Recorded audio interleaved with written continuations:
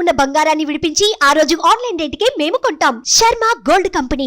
నమస్తే, welcome to Suman TV. నేను మీ యామ్ని. ప్రస్తుతం మనతో ఉన్నారు ప్రముఖ ఆధ్యాత్మికవేత్త, ప్రముఖ జ్యోతిష వాస్తు పండితులు బ్రహ్మశ్రీ డాక్టర్ నాయకంటి మల్లికార్జున శర్మ గారు ఉన్నారు. గురుగారితో మనం మాట్లాడదాం. నమస్కారం గురుగారు. నమస్కారం. గురుగారు, ఈ క్రోధినామ సంవత్సరంలో అసలు కన్యా రాశి వారికి ఏ విధంగా ఉంటుందండి? అంటే ఈ రాశి వారికి సంబంధించి ఆదాయం కానీ, వ్యయం, రాజపూజ్యం, అవమానం గురించి తెలియచేయండి. ఓం శ్రీ గురుభ్యో నమః. క్రోధినామ సంవత్సరం అంటే ఈ క్రోధినామ సంవత్సరం అనేది కొంత అనుగుణంగా ఉండటానికి, కొన్ని బహిరంగంగా విషయాలు బయట పెట్టడానికి, లోపల ఉన్న వ్యక్తిత్వం అనేది బయటికి రావడానికి వచ్చే నామ సంవత్సరమే క్రోధినామ సంవత్సరం అంటారు. ఈ క్రోధినామ సంవత్సరం అనగానే ఎంబట ఏదో భయభ్రాంతులు చెందాల్సిన పని ఏమీ లేదు. అయితే మనకి ద్వాదశ రాశుల్లో 6వ రాశి అయిన కన్యా రాశి వాళ్ళకి ఏ విధంగా ఉండబోతుంది అంటే, ఉత్తరా నక్షత్రము 2, 3, 4 పాదాల్లో జన్మించిన వాళ్ళకి, హస్తా నక్షత్రం 1, 2, 3, 4 పాదాల్లో జన్మించిన వాళ్ళకి, అలానే చిత్తా నక్షత్రం 1, 2 పాదాల్లో జన్మించిన వ్యక్తులందరూ కూడా కన్యారాశి వ్యక్తులు అవుతారు. ఈ కన్యారాశిలో జన్మించిన వ్యక్తులందరికీ కూడా ఏ విధంగా ఉండబోతుంది అంటే, గ్రహస్థితి ఏ విధంగా ఉండబోతుంది అని మనం చూస్తే, 5 ఆదాయం 5 ఖర్చు అంటే 5 ఆదాయం వస్తుంది, 5 ఖర్చు వస్తుంది. అలానే మనకి రాజ్యపూజ్యం 4 ఉంటుంది, అవమానం అనేది 5 ఉంటుంది.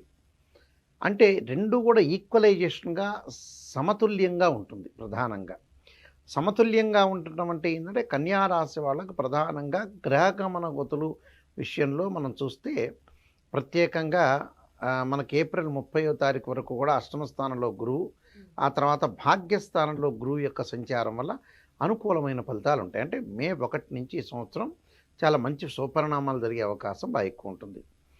అలానే ఈ రాశి వాళ్ళకి షష్టమ స్థితిలో శని యొక్క సంచారం, సప్తమంలో రాహు, జన్మంలో కేతు. ఇక్కడ రవి, బుధ, శుక్రుడు యొక్క సంచారం అనేది 30 రోజుల పాటు ఒక రాశి నుంచి మరొక రాశికి మారుతుంటుంది. కొంచెం 45 రోజులు. రాహు, కేతులు 18 నెలల పాటు సంచారం చేస్తూ ఉంటాయి.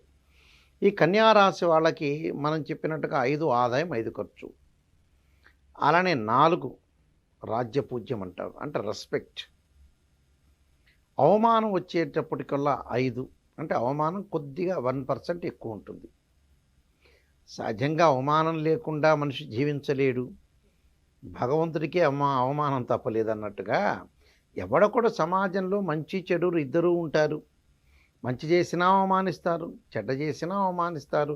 కొన్ని సందర్భాల్లో చెడ్డ చేస్తే కూడా రెస్పెక్ట్ చేసేవాళ్ళు కూడా సమాజంలో అలా ఏర్పడ్డారు. అంతే, అది సమతుల్యమైన సమాజం. అంతే, దాన్ని పట్టించుకొని ముందుకు వెళ్తే జీవితం ముందుకు వెళ్ళదని అర్థం. అంటే ఎప్పుడో మరణిస్తాడని ఈరోజు దుఃఖపడుతూ డబ్బులు సంపాదించకపోతే జీవితం అనేది అర్ధాంతరం ఆగిపోతుంది. అందువల్ల అవన్నీ పట్టించుకోకూడదు. ఆదాయపరంగా, గౌరవపరంగా మనం చేసే విధిని సక్రమంగా చేయాలి. అదే మానవుడి యొక్క జీవితం. అయితే గురువు యొక్క బలం వల్ల ఈ రాశి వాళ్ళకి ఆదాయం బాగా పెరుగుతుంది. ఆదాయం తగ్గట్టు మంచి విషయాలు ఖర్చు చేసే అవకాశం ఒకటి ఉంటుంది. చెడ్డ విషయాలంటే అనవసరమైన ఖర్చులు అనేవి ఉండవు. అంటే ఇన్కమ్ అనేది గ్రోత్ అవుతుంది. అలానే వ్యవసాయదారులకి 2 పంటలు లభించే అవకాశం ఉంటుంది. రైతులకి వాళ్ళకి ఆదాయం సంతృప్తికరంగా ఉంటుంది రైతులకు వచ్చేటప్పటికల్లా. అలానే విద్యార్థులకు ఉత్తమ ఫలితాలు సాధించే అవకాశం అనేది ఒకటి ఉంటుంది. ఎక్కువగా శ్రమ పడటం వల్ల ఆ శ్రమకి తగ్గ, కష్టానికి తగ్గ ఫలితం అనేది ఖచ్చితంగా ఉంటుంది. రికగ్నైజ్డ్ అనేది ఒకటి ఉంటుంది. గుర్తింపు పరంగా అనేది ఉండే అవకాశం ఎక్కువగా ఉంటుంది. అలానే ప్రభుత్వం నుంచి రావాల్సిన సొమ్ము వీళ్ళకి చేతికి అందుతుంది. వ్యాపారస్తులకి అనుకూలంగా ఉంటుంది. భాగస్వామ్య వ్యాపారమైన, మామూలు వ్యాపారమైన అనుకూలంగా ఉంటుంది. నూతన వ్యాపారంలో పెట్టుబడులు పెట్టే అవకాశం ఉంటుంది. స్వతంత్రంగా వృత్తులు చేసేవారికి కూడా మంచి ఫలితం ఉంటుంది. ప్రజల చేత మన్ననలు పొందే అవకాశం ఎక్కువగా ఉండటం, అన్ని వర్గాల వారి నుండి కూడా ప్రోత్సాహం లభించటం ఒకటి. అలానే నీచులతోటి కొంత సాంగత్యం వల్ల అనారోగ్యం అనేది వచ్చే అవకాశం ఉంటుంది. అలానే ఈ విషయంలో కొద్దిగా జాగ్రత్తగా ఉండాల్సిన అవసరం. స్త్రీలు ఆరోగ్య విషయంలో జాగ్రత్త ఉండాలి. స్త్రీలు మరింత టెన్షన్ పడకుండా ఆరోగ్యపరంగా ఏమి చేయాలో ఆ సాధన చేసి వెళ్ళాలి. అన్ని రంగాల అభివృద్ధి, అధిక ఆదాయము, గృహంలో వ్యాపారంలో అభివృద్ధి సాధించే అవకాశం ఉంటుంది, విద్యార్థులకు విజయం సాధించే అవకాశం, వివాహ సంబంధించిన కార్యక్రమాలు కూడా సక్సెస్ అయ్యే అవకాశం ఉంటుంది, శుభ కార్యక్రమాలు కూడా సక్సెస్ అయ్యే అవకాశం, శ్రమకు తగ్గ ఆదాయము, అలానే ద్రవ్యంలో మంచి అనుకూలత, శుభ కార్యక్రమం, వ్యాపారంలో ఆదాయం బాగా పెరగటం, అలాగా మంచి పనులు జరిగే అవకాశాలు బాగా ఎక్కువగా ఉంటాయి ఈ సంవత్సరం అంతా కూడా. తలచిన కార్యక్రమాలు ఏదైతే ఉంటాయో అవన్నీ కూడా నెరవేరే అవకాశం, శుభ కార్యక్రమాల యందు అనుకూలత, ప్రయత్నాలు కలిసి వచ్చే అవకాశం ఎక్కువగా ఉంటుంది. వృధా వైరములు జరిగే అవకాశం, అనవసరమైన గొడవల జోలికి వెళ్లకుండా భార్యాభర్తలు ఇద్దరు కూడా అనుకూలంగా ఉండాలి, పేచీలు పడకుండా చాలా ప్రశాంతమైన జీవితాన్ని సాగించే అవకాశాలు ఎక్కువగా చేసుకోవాలి. అలానే ఇప్పుడు సంతాన పరంగా ఏ విధంగా ఉండొచ్చండి వాళ్ళు? సంతానపరంగా ఇబ్బందులు ఏముండవు, సంతానపరంగా అనుకూలంగా ఉంటుంది. ఎందుకంటే ఆ రాశి వాళ్ళకి మే నుంచి గురువు యొక్క బలం పెరుగుతూ ఉంటుంది. అంటే మే 1వ తారీఖు నుంచి నవమ స్థానంలో గురువు ఉంటే మంచిది. 2, 5, 7, 9, 11 స్థానాల్లో గురువు ఉంటే గోచారీత్యా మంచిది కాబట్టి, ఇక్కడ 9వ స్థానంలో భాగ్యస్థానంలో వస్తున్నాడు కాబట్టి కన్యా రాశి వాళ్ళకి అనుకూలమైన ప్రయత్నాలు ఉంటాయి. అలానే శని కూడా చాలా అనుకూలంగా ఉన్నాడు. షష్టమంలో శని చాలా మంచి ఫలితాన్ని ఇస్తాడు కాబట్టి వీళ్ళకి అనుకూలమైన ఫలితాలు అనేవి బాగా ఎక్కువ ఉన్నాయి. అంటే ఆందోళన చెందాల్సిన పనేమీ లేదు.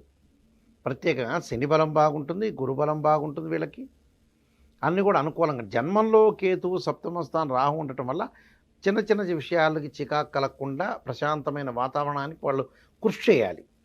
అనవసరంగా గొడవలు జరగకూడదు కదా జీవితంలో. ప్రశాంతమైన వాతావరణం సంతృప్తికరంగా ఉండాలి.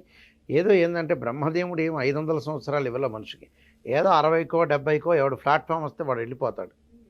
అందువల్ల ఆ విషయాన్ని కొంత దృష్టిలో పెట్టుకొని జీవితాన్ని ముందుకు సాగించుకొని ప్రశాంత గొడవలు తగాదలు లేకుండా ప్రశాంతమైన వాతావరణంతో ముందుకు వెళ్ళాలి.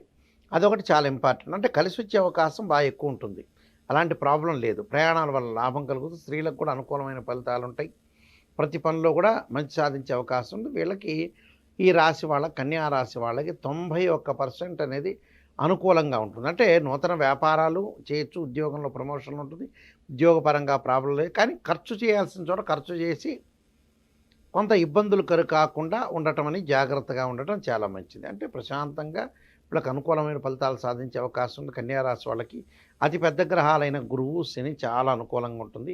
ఆరోగ్యపరంగా కూడా పెద్దగా ఇబ్బందులు కలిగే అవకాశం ఉండదు. స్కిన్ సంబంధించిన ఎలర్జీ కానీ, అలానే సైనస్ కానీ, చెవి, ముక్కు, గొంతు విషయంలో జాగ్రత్తగా ఉంటే సరిపోతుంది. మిగతా టోటల్గా వీళ్ళకి పరిహారాలు చేసుకొని ముందుకు వెళ్తే మంచిదమ్మా. అంటే ఇప్పుడు ఈ క్రోధినామ సంవత్సరంలో ఈ రాశి వారికి సంబంధించండి ఇంకా మెరుగైన ఫలితాలు రావాలంటే ఎలాంటి పరిహారం అంటూ చేసుకోవాలి వీళ్ళు? అశ్వత్థనారాయణ సేవ చేయటం, రావి చెట్టు చుట్టూ కూడా ప్రదర్శనలు చేయటం, అలానే ఆదిత్య హృదయం పారాయణం చేయటం, సప్తశతి పారాయణం చేయటం వల్ల కూడా మంచి అనుకూల ఫలితాలు ఉంటాయి. సుబ్రహ్మణ్య స్వామి యొక్క ఆరాధన, అంటే సుబ్రహ్మణ్య స్వామి యొక్క ఆరాధన చేయటం ఒకటి. అలానే గణపతి యొక్క ఆరాధన, గణపతిని గరికతో ఆరాధన చేయాలి. కేతువు బాగలేదు కాబట్టి పలాశపు సంకాసం తారకాగ్రమస్థం రౌద్రం రౌద్రాత్మం ఘోరం తం కేతు ప్రణమామ్యం అర్ధకాయ మహావీరం చంద్రాదిత్యమర్దనం సింహకాగర్భ సంభూతం తం రాహుం ప్రణమామ్యం. రాహుకేతుల యొక్క పూజ చేయటం, గణపతి యొక్క ఆరాధన చేయటం, దుర్గాదేవి యొక్క ఆరాధన చేయటం, అశ్వత్థనారాయణని సేవ చేయటం, అంటే రావి చెట్టు ప్రదర్శనలు చేయటం, ఆదిత్య హృదయాన్ని పారాయణం చేస్తే వీళ్ళకి మంచి జరిగే అవకాశం ఖచ్చితంగా ఉంటుంది. అంతా కూడా అనుకూలమైన ఫలితాలు జరిగే అవకాశం ఖచ్చితంగా ఉంటుంది. చాలా చక్కగా తెలియజేశారండి, ధన్యవాదాలు. క్రోధినామ సంవత్సరంలో కన్యా రాశి వాళ్ళందరికీ కూడా సుఫలితాలను జరగన ఆశిస్తూ సర్వే జనా సుఖినో భవంతు.